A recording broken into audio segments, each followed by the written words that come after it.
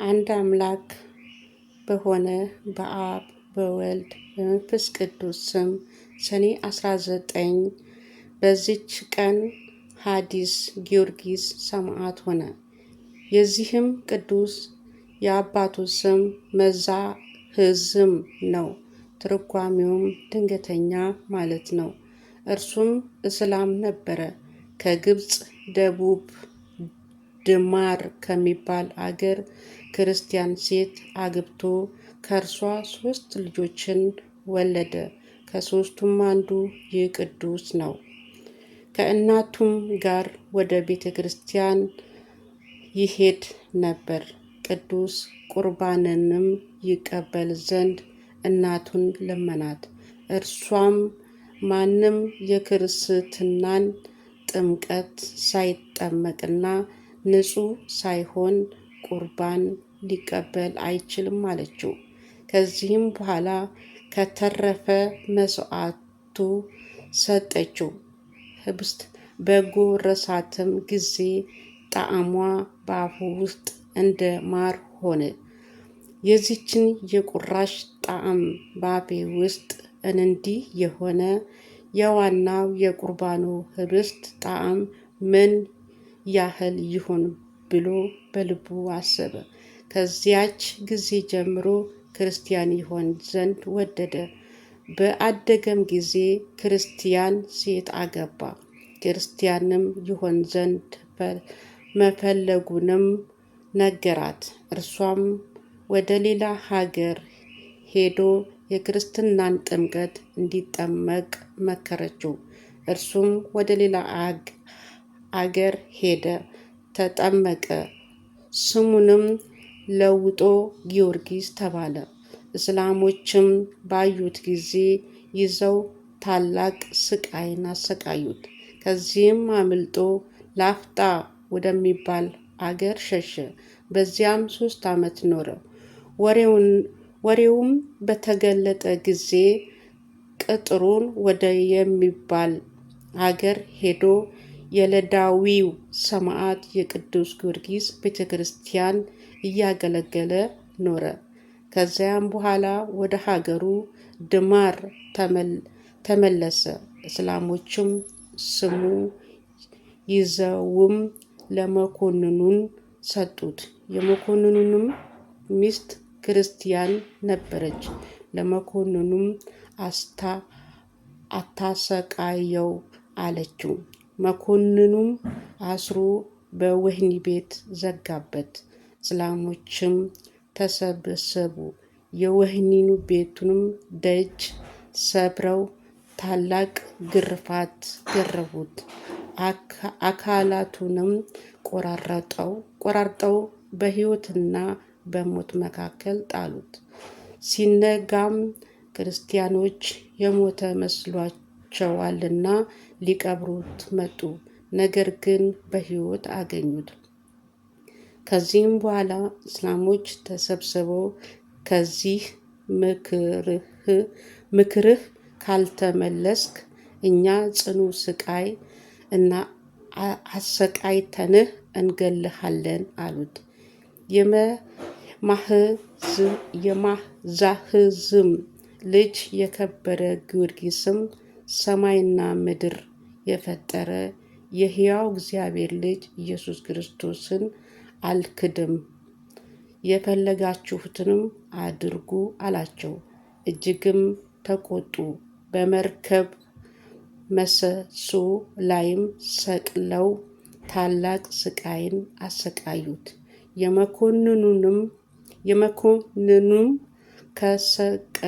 ከስቅላት አውርደው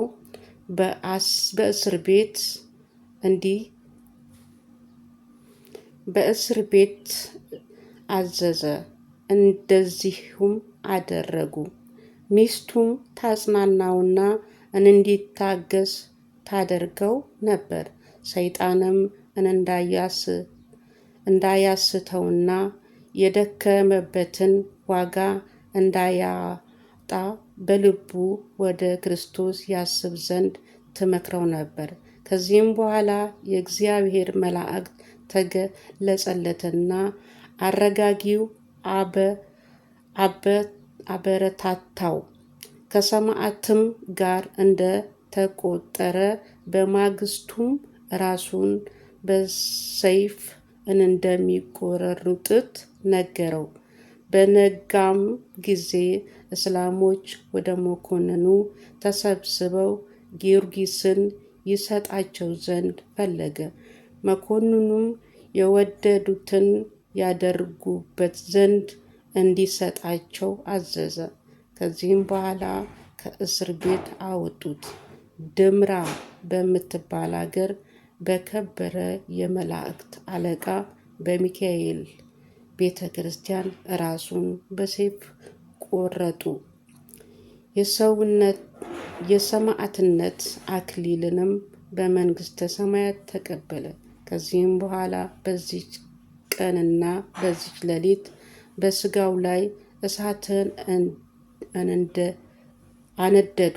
እሳቱንም በላዩ እየነደደ ምንም ምን አልነካውም። ወስደውም በገበያ ውስጥ ጣሉት።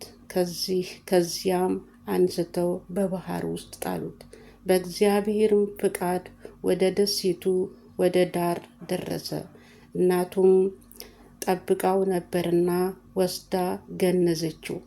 ለጥቂት ወራት በቤቷ ውስጥ ሸሸገችው። ከዚያም በኋላ ውብ የሆነች ቤተ ክርስቲያንን ሰሩለት። ሥጋውንም በውስጧ አኖሩ። ከእርሱም ታላላቅ እና ብዙዎች ድንቆችና ተአምራት ተገለጡ። ለእግዚአብሔር ምስጋና ይሁን፣ እኛም በጸሎቱ ይማረን፣ በረከቱም ከኛ ጋር ለዘላለም ትኑር። በዚህችም ቀን 5 ጭፍሮች በሰማዕትነት ሞቱ። ኢላሂም፣ አርሶፎኒየስ፣ ጴጥሮስ፣ እስክሪዮን፣ አርጌኒዮስና ቢሊዮስ። ቢሊዮስም ቅጽር ውስጥ ይኖሩ ነበር። መኮንኑም ለጣዖታት እንዲሰዉ ባስገደዳቸው ጊዜ እኛስ የንጉሣችንን ኢየሱስ ክርስቶስን ትእዛዝ እንፈጽማለን፣ ለእርሱም እንሰዋለን አሉት። መኮንኑም ሰምቶ ተቆጣ። በአንድ ቤት ውስጥም እንዲዘጋባቸውና እስከ 2 ቀን እህል ውሃ እንዳይሰጣቸው አዘዘ። ከዚህም በኋላ እንዲያወጧቸው አዘዘ። በፊቱም በቆሙ ጊዜ ለአማልክት ሰዉ አላቸው። እነርሱም በአንድ ቃል እኛስ ለፈጣሪያችን ለክርስቶስ እንሰዋለን፣ ለረከሱት አጋንንት ግን አንሰዋም አሉት። አንገታቸውንም አስረው ወደ ሌላ አገር ይወስዷቸው ዘንድ አዘዘ። አርጌኒዮስም ወንድሞቹን እኔ እውነት እነግራችኋለሁ፣ የእግዚአብሔር መላእክት 5ታችንንም በስማችን ሲጠራን ሰምቻለሁና አላቸው።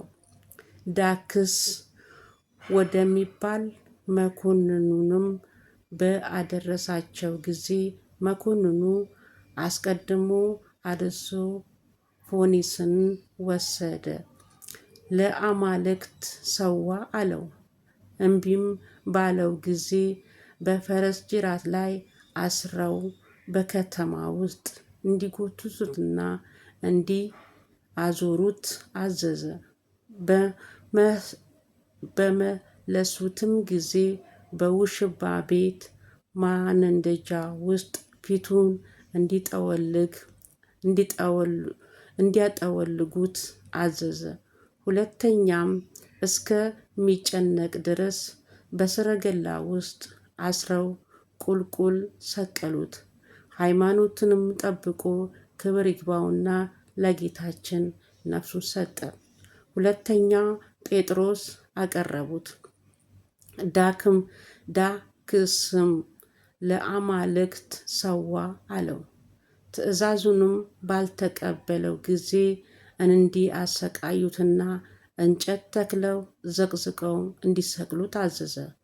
ሁለተኛም ምድሩን ምድሩን ቆፍረው ከትከሻው በታች ቀብረው በቅሎችን በላዩ እንዲነዱበት አዘዘ።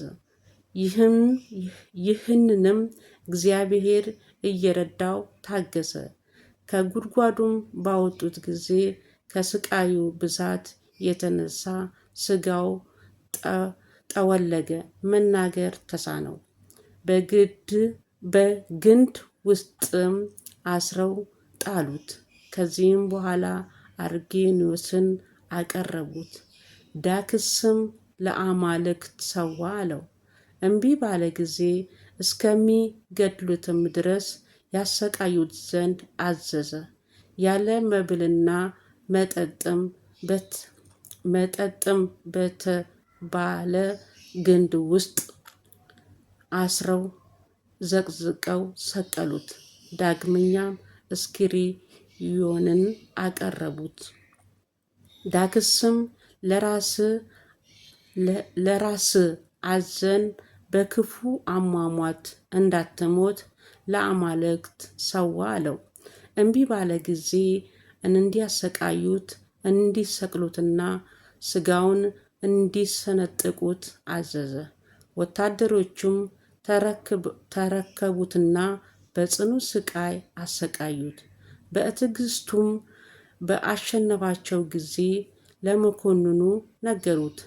በረሃብና በጽም ይሞት ዘንድ በግንድ ውስጥ አስረው በባዶ ቤት እንዲዘጉበት አዘዘ። እንዲሁም አደረጉበት። ደግመው ዲያቆን ቢሊፒዮስን አቀረቡት። መኮንን ዳክስም እንዳትሞት ለአማልክት ሰዋ አለው። ባልሰማው ጊዜም እስከሚገድሉት ድረስ እንዲያሰቃዩት አዘዘ። ስጋውን ሰንጥቀው በከተማ አደባባይ ጎተቱት። እንጨት ተክለውም ቁልቁል ሰቀሉት። በአንገቱም ከባድ ድንጋይ አንጠለጠሉ። ከሃይማኖቱም ባልተናወጸ ጊዜ በረሃብና በጽም እንዲሞት በግንድ ውስጥ አስረው በላዩ መዝጊያ ሰርተው ዘጉበት። በየዕለቱም ወንድሞች ምዕመናን ከውጭ ሆነው ይጎበኙት ነበር። ጳሄን የተባለ የሰኔ ወር በባተ በ30 ጴጥሮስ ነፍሱ ሰጠ። እርሱንም አውጥተው ደጁን በሌሎች ላይ ዘጉ። የከበረ አርጌኖስም ከ5 ቀን በኋላ አረፈ። እርሱም አውጥተው በቀሩት ላይ ደጁን ዘጉ። ብፁዕ እስክንድርዮስንም ከ12 ቀን በኋላ አረፈ። እርሱንም አውጥተው በቅዱስ ቢልዮስ ላይ ደጃፍ ሰርተው ዘጉበት። እርሱም የሚያርፍበት ቀን ስትደርስ ወንድሞቼ ታገሱኝ፣ በዚች ሌሊት እወጣለሁና አላቸው። ከ19 ቀን በኋላ በዚች ሌሊት ነፍሱ አሳልፎ ሰጠ። ለእግዚአብሔር ምስጋና ይሁን። እኛም በእሊኒ ገድሎች ጸሎት ይማረን፣ በረከታቸው ከኛ ጋር ትሁን ለዘላለሙ አሜን።